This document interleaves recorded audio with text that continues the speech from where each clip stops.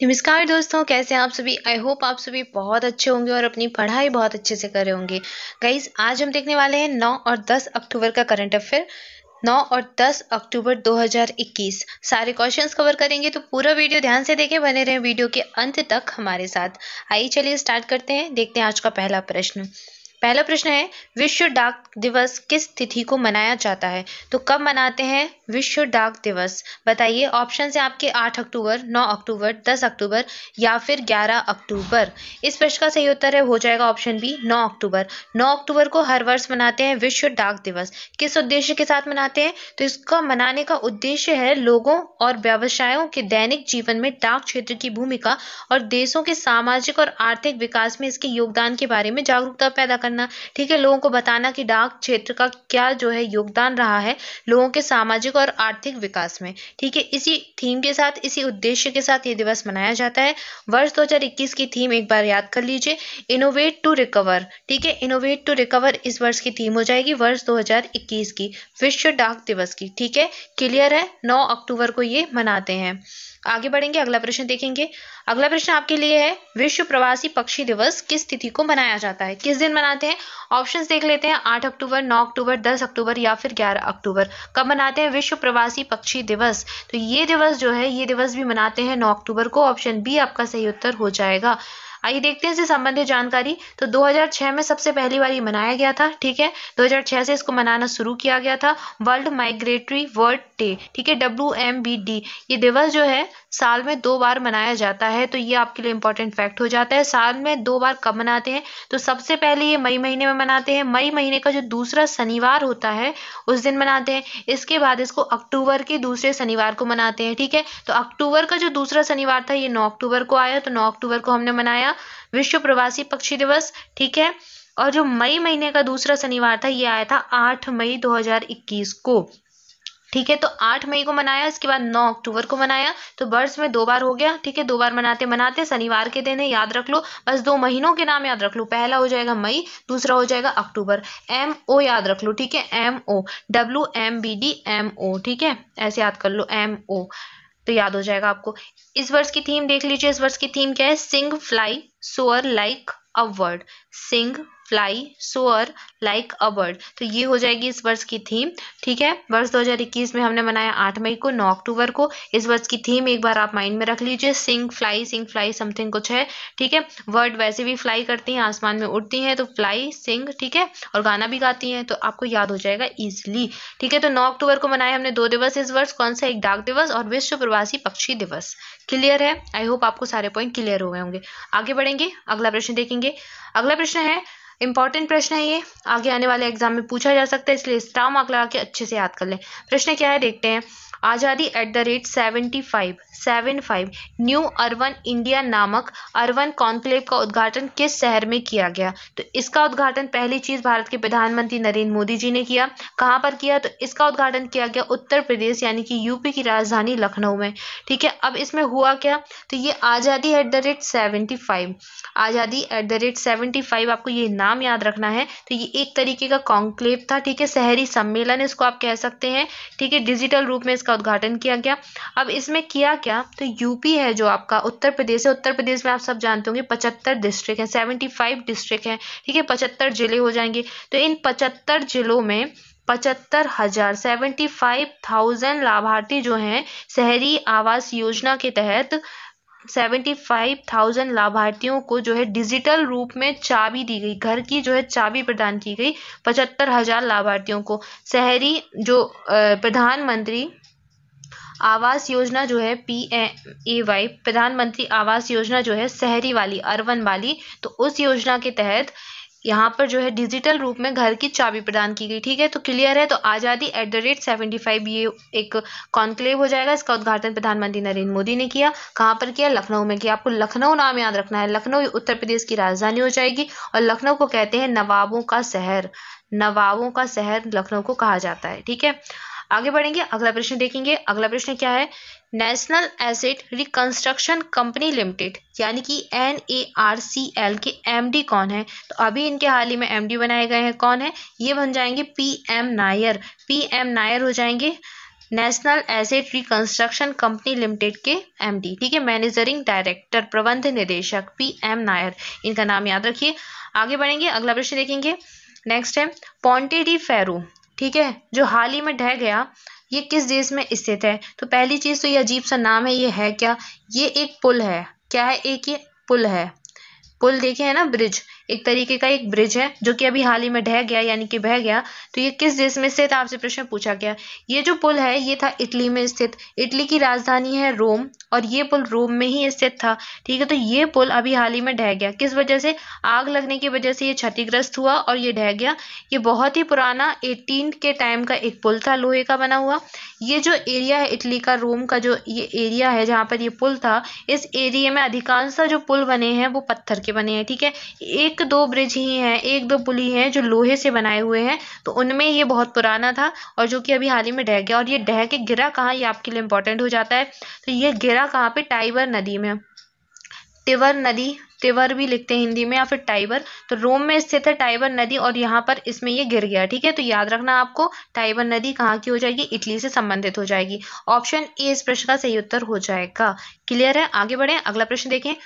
So guys, अगला प्रश्न आपके लिए है, भारत और जापान की नौसेना के बीच द्विपक्षीय समुद्री अभ्यास हुआ, जिमैक्स नाम था जिसका, इसका कौन सा संस्करण आयोजित किया गया? ये आपसे प्रश्न के अंदर पूछा गया है। बताइए कौन सा संस्करण हुआ? तो ये जो वर्ष 2021 में हुआ, ये संस्करण हुआ 5वें नंबर का। जिमैक्स एक्सरसाइज का नाम है याद आपको रखना, ये इंपॉर्टेंट हो जाता है। तो जिमैक्स एक्सरसाइज जो है, जिमैक्स एक्सरसाइज भारत और जापान के बीच होती है, ठीक है। जे से जापान, आई से इंडिया, ठीक है, याद रख लीजिए। और मैक्स मिलिट्री एक्सरसाइज हो जाएगी, नौसेना का सैन्य अभ्यास, ठीक है। क्लियर है? नौसेना भी याद रखना है आपको, नेवी की एक्सरसाइज है ये।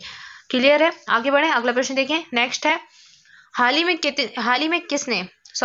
किसने एयर इंडिया के लिए बोली जीती है? तो एयर इंडिया जो कि गवर्नमेंट की कंपनी थी, सरकारी कंपनी थी, ठीक है। तो एयर इंडिया को खरीद लिया है किस कंपनी ने? तो ये जो है इसकी बोली जीती टाटा सन्स ने। तो टाटा इंडस्ट्रीज के द्वारा इसको खरीद लिया है एयर इंडिया को, ठीक है। क्लियर है? याद रखिए, ऑप्शन बी सही उत्तर हो जाएगा।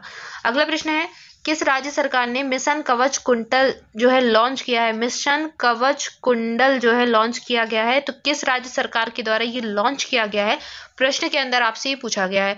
ऑप्शन से आपके महाराष्ट्र, मध्य प्रदेश, उत्तर प्रदेश या फिर बिहार। तो ये जो है ये मिशन लॉन्च किया है या फिर कहें अभियान जो है लॉन्च किया है महाराष्ट्र की सरकार ने।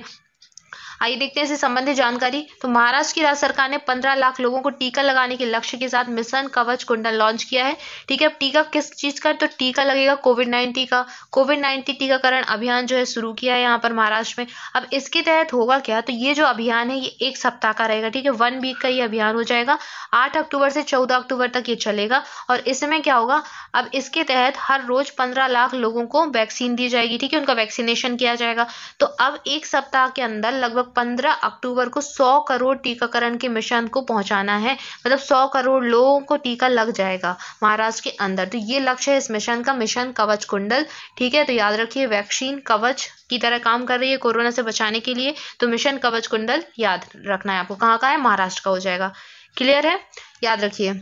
आगे बढ़ेंगे, अगला प्रश्न देखेंगे। नेक्स्ट है, बल्ली लथ माधथिल माधवन, ठीक है। तो ऐसे याद रखो, VMMN, मल्लीवथ माधथिल माधवन नायर, जिनका हाल ही में निधन हो गया, किस पेशे से जुड़े थे? तो ये किस क्षेत्र से जुड़े थे, ये आपसे प्रश्न के अंदर पूछा गया। ऐसे सवाल बहुत बनते हैं, तो आपको ये अच्छे से नजर डालनी है इस पर, ठीक है। एक बार माइंड में अच्छे से सेव कर लीजिए इसको। ऑप्शन से आपके अभिनय से थे, गायन से थे, नौकरशाह से थे या फिर पत्रकारिता के क्षेत्र से थे। तो ये जो व्यक्ति थे ये थे नौकरशाह, ठीक है। अब इनके बारे में खास क्या है? तो वल्लीनाथ माथिल माधवन नायर जो है ये सबसे उम्रदराज जो है राजनयिक थे, अभी तक के जीवित लोगों में सबसे उम्रदराज थे। 102 वर्ष इनकी आयु थी, ठीक है। 102 वर्ष के ये थे और अभी हाल ही में हो गया इनका निधन, ठीक है। 1970 में ये IFS की पोस्ट से रिटायर हुए थे और सबसे उम्रदराज जो है राजनयिक थे जिनका हाल ही में हो गया है निधन। तो ये ब्यूरोक्रेट्स थे, ठीक है, याद रखना है, नौकरशाही से ये जुड़े हुए थे। क्लियर है? अगला प्रश्न देखेंगे, आगे बढ़ेंगे। सो गाइज, ये है आपके लिए नोबेल प्राइज। अभी नोबेल प्राइज की जो है घोषणा की जा रही है। नोबेल प्राइज देता कौन है? स्वीडिश की जो कंपनी है वो देती है, ठीक है। तो अल्फ्रेड नोबेल जी के नाम पर उन्हीं की याद में ये जो है पुरस्कार दिए जाते हैं, नोबेल पुरस्कार। और अभी हाल ही में जो है इनकी घोषणा होना शुरू हो गई है। तो एक नजर डाल लेते हैं इन पर कि कौन कौन से नोबेल प्राइज है जो कि दिए जाने वाले हैं। तो पहला जो है अब्दुल राज़ाक गुरनाह, ये कौन है? ये जो है इनको मिलेगा साहित्य का नोबेल। वर्ष 2021 का साहित्य का जो नोबेल है ये अब्दुल राज़ाक गुरनाम को दिया जाएगा। अब्दुल राज़ाक गुरनाम ने किया क्या, तो इन्होंने अपनी लेखनी के जरिए उपनिवेशवाद के प्रभावों, संस्कृतियों को लेकर काफी कुछ लिखा है। शरणार्थियों के भाग्य का निर्धारण करने के लिए अपनी अडिग और करुणामय लेखनी के माध्यम से दुनिया के दिलों में प्रेम पैदा किया है। तो एक तरीके से इनने जो उपनिवेशवाद होता है उसका क्या प्रभाव है, उसकी संस्कृतियां, ठीक है, और शरणार्थियों का जो है उन पर क्या प्रभाव पड़ता है, उनके जीवन के बारे में इन्होंने लिखा है। और इसी के लिए इनको दिया गया है साहित्य का नोबेल, लिटरेचर का नोबेल पुरस्कार दिया गया है अब्दुल राज़ाक गुरनाम को। ठीक है, क्लियर है, इनका नाम आपको याद रखना है, बहुत इंपॉर्टेंट है, इससे प्रश्न आपको छपे मिलेंगे पेपर में, ये मान लीजिए आप। ठीक है, आगे बढ़ेंगे, दूसरा देखेंगे भौतिकी का नोबेल। भौतिकी का नोबेल किसे दिया गया, यानी कि फिजिक्स का जो नोबेल है, फिजिक्स का जो नोबेल है ये किसको दिया गया है, ये स्यूकरो मानोवे, क्लाउ हैसलमेन, जियोर्जियो पेरिसी, इन तीनों लोगों को ये दिया गया है भौतिकी का नोबेल। तो आपको याद रखना है, पूरा नाम याद नहीं रखना है, मानेवे याद रखो, हैसलमैन याद रखो और पेरिसी याद रखो। ठीक है, मानेवे, हैसलमैन और पेरिसी, इनको दिया गया है फिजिक्स का नोबेल। पूरा नाम आपको याद होगा भी नहीं, इसलिए आप कोशिश भी ना करें, हल्का हल्का माइंड में जो है निमोनिक्स से बना ले, या फिर कुछ कुछ वर्ड्स याद रख ले, जैसे कि SM हो गया, KH हो गया, JP हो गया। ठीक है, इनके शॉर्ट फॉर्म वन वर्ड ले लें, स्टार्टिंग का एक अल्फाबेट ले लें, तो ऐसे याद कर लें फिजिक्स का। ठीक है, याद हो जाएगा आपको। अगला प्रश्न है, जर्मनी की बेंजामिन लिस्ट और अमेरिका के डेविड मैकमिलन को किस क्षेत्र का नोबेल दिया गया, तो इनको केमिस्ट्री का नोबेल दिए जाने की घोषणा हुई है वर्ष 2021 की। ठीक है, तो बेंजामिन लिस्ट और अमेरिका के डेविड मैकमिलन, मैकमिलन और लिस्ट, ठीक है, मैकमिलन और लिस्ट, इनको दिया जाएगा बेंजामिन तो वैसे भी आपने एक थ्योरी पढ़ी होगी इनके बारे में, तो केमिस्ट्री से रिलेटेड ही है, और डेविड मैकमिलन, क्लियर है। और ये हो जाएंगे जर्मनी के, और ये हो जाएंगे मैकमिलन हो जाएंगे अमेरिका के। तो इनको मिला है केमिस्ट्री का नोबेल, तीनों आपको याद रखते हैं। अब हम कुछ वन लाइनर क्वेश्चंस देखेंगे, जो रिवीजन क्वेश्चन है, एक तरीके से आपका एक रिवीजन हो जाएगा। आप जो भी करंट अफेयर पढ़ते हैं उसका रिवीजन बहुत इंपॉर्टेंट होता है। अगर आप रिवीजन नहीं करेंगे तो आपके माइंड से सारा कुछ चला जाएगा, आपको कुछ याद नहीं रहेगा, इसलिए आप टाइम से रिवीजन करते रहें, तो आपको सारी चीजें जो है याद रहेंगी, और आपसे जब एग्जाम में प्रश्न आप देखेंगे पूछा जाएगा तो आपसे आंसर अपने आप ही बन जाएगा। तो पहला प्रश्न देख लेते हैं। पहला प्रश्न है, भारत की किस राज्य की GI टैग वाली मिठाई मिहिदाना की पहली खेप बहरीन निर्यात की गई है, तो ये पश्चिम बंगाल के अंदर है। ठीक है, एक मिठाई एक तरीके की मिहिदाना, ये मिहिदाना क्या होता है, ये आपने अगर बूंदी के लड्डू देखे हैं तो बूंदी के लड्डू ही होते हैं, छोटी छोटी बूंदी होती है एक तरीके की मिहिदाना, जिसको पश्चिम बंगाल के अंदर जो है GI टैग प्राप्त है, भौगोलिक संकेतक प्राप्त है, और अभी इसकी पहली खेप जो है भेजी गई है, कहाँ पर, मिहिदाना की पहली खेप भेजी गई है बहरीन, निर्यात की गई है। ठीक है, याद रखिए। अच्छा, अभी 2 GI टैग दिए गए थे, कहाँ पर, किस राज्य के अंदर दिए गए थे, आप कमेंट में आंसर करके बताइए। सफेद प्याज यानी कि व्हाइट अनियन और बाड़ा कोलम क्या है, एक चावल की किस्म है जिसको GI टैग दिया गया था, किस राज्य के अंदर, चलो मैं ही बता देती हूँ, कि महाराष्ट्र राज्य के अंदर दोनों GI टैग अभी हाल ही में प्रदान किए गए, मैंने आपको पढ़ाया भी है प्रीवियस करंट अफेयर में। तो व्हाइट अनियन याद रखना है, और बाड़ा कोलम चावल की किस्म हो जाएगी जिसको महाराष्ट्र के अंदर GI टैग दिया गया है। क्लियर है। आगे देखिए, अगला प्रश्न है, जिस राज्य सरकार ने शुरू किया स्वच्छता कार्यक्रम, तो स्वच्छ कार्यक्रम शुरू किया गया आंध्र प्रदेश राज्य के अंतर्गत। ठीक है, नेक्स्ट है, किस राज्य सरकार ने हाथियों को करंट लगने की से होने वाली मौत से बचाने के लिए एक पहल शुरू की है, तो ये उड़ीसा सरकार के द्वारा शुरू की गई। उड़ीसा के अंदर हाथियों को करंट से बचाने के लिए एक पहल को जो है शुरू किया गया है। नेक्स्ट है, अगले वर्ष किस स्थान पर होने वाले कॉमनवेल्थ गेम्स 2022 से हॉकी प्रतियोगिता से हट गया है, तो भाई भारत ने कर दी है घोषणा कि भारत बर्मिंघम जो कि ब्रिटेन के अंदर है, वहां पर होने वाले हैं 2022 में कॉमनवेल्थ गेम्स, उसमें हॉकी के अंदर जो है पार्टिसिपेट नहीं करेगा, इस प्रतियोगिता से अपना नाम जो है वापस ले लिया है, तो ये भारत ने नाम वापस ले लिया है, याद रखना, इंपॉर्टेंट फैक्ट बन सकता है। नेक्स्ट है, यूरो 2024 चैंपियनशिप लोगो का अनावरण किसने किया, तो ये किया जर्मनी ने। नेक्स्ट है, बाय नाउ पे लेटर, ये प्लेटफॉर्म जो है पोस्ट पे किसका है, तो ये भारत पे का हो जाएगा। भारत पे आपने नाम सुना होगा, एक UPI, ठीक है, इसके द्वारा लोग ऑनलाइन ट्रांजैक्शन करते हैं, ऑनलाइन पेमेंट करते हैं, तो भारत पे बाय नाउ पे लेटर प्लेटफॉर्म पोस्ट पे जो है लॉन्च किया है। नेक्स्ट है, the state of the world children 2021 report जारी की हाल ही में किसके द्वारा, तो ये केंद्रीय मंत्री जो है स्वास्थ्य मंत्री मनसुख मंडाविया ने जारी की। ठीक है, the state of the world children 2021 की जो रिपोर्ट है, अब चिल्ड्रन क्या परिवार से संबंधित होते हैं, और मनसुख मंडाविया का नाम याद रखना है कि ये स्वास्थ्य मंत्री तो हैं ही, साथ ही साथ परिवार कल्याण मंत्री भी हैं। ठीक है, तो इन्होंने रिपोर्ट चाहिए जो है वर्ष 2021 के भी हाल ही में जारी की है। अगला प्रश्न है, ISSF junior championship gold medal जीता, तो ये ऐश्वर्य प्रताप सिंह ने जीता है। ठीक है। नेक्स्ट है स्तन कैंसर जागरूकता माह कब से कब तक मनाते हैं, तो ये 1 अक्टूबर से 31 अक्टूबर तक मनाते हैं। नेक्स्ट है केंद्र ने ICMR का ड्रोन आधारित वैक्सीन वितरण मॉडल लॉन्च किया है। तो आई ड्रोन नाम का ये जो है एक वैक्सीन वितरण होगा। अब जो वैक्सीन है ये ड्रोन के द्वारा भेजी जाएगी एक जगह से दूसरी जगह, तो आई ड्रोन ये मॉडल हो जाएगा जो कि केंद्र सरकार ने लॉन्च किया है। नेक्स्ट है ओलंपिक खेलों में कांस्य पदक जीतने वाली लवलीना बोरगोहेन को जिस राज्य सरकार ने समग्र शिक्षा अभियान का ब्रांड एम्बेसडर नियुक्त किया है। मोस्ट इंपॉर्टेंट ये प्रश्न हो जाएगा। ओलंपिक के अंदर इनको कांस्य पदक मिला था लवलीना बोरगोहेन को, इनका नाम याद रखना है। और असम का समग्र शिक्षा अभियान का ब्रांड एम्बेसडर इनको नियुक्त किया गया और ये असम राज्य से ही बिलोंग करती हैं। ठीक है। नेक्स्ट है अगेन मोस्ट इंपॉर्टेंट प्रश्न, ये आपको एग्जाम में छपा ही मिलेगा, बिल्कुल पूछा जाएगा, याद रखिए। डिफेंस एक्सपो जो 2022 का ये गुजरात के अंदर होने वाला है। ठीक है, तो याद रखना है कहाँ पर किस राज्य में आयोजित किया जाएगा, गुजरात राज्य में आयोजित किया जाएगा। अगला प्रश्न है हाल ही में जिस राज्य सरकार ने 100 करोड़ की लागत से फिल्म सिटी तैयार करने की घोषणा की है, तो हिमाचल प्रदेश के अंदर जो है फिल्म सिटी बनाई जाएगी। नोएडा के बाद, नोएडा कहाँ, यूपी में स्थित है और यहाँ पर भी फिल्म सिटी का निर्माण किया जाएगा। और इसके बाद हिमाचल प्रदेश में भी 100 करोड़ की लागत से फिल्म सिटी तैयार की जाएगी। अगला प्रश्न है गुजरात सरकार ने अभी हाल ही में लगभग 1000 करोड़ रुपए की लागत से जो योजना शुरू करने की योजना बनाई है, तो ये योजना बनाई है वतन प्रेम योजना, कहाँ की, गुजरात सरकार की हो जाएगी। ठीक है। सो गाइज ये था आज का करंट अफेयर, हमने सारे क्वेश्चंस कवर कर लिए, रिवीजन भी कर लिया क्वेश्चन का, साथ ही साथ हमने देखे नोबेल प्राइज।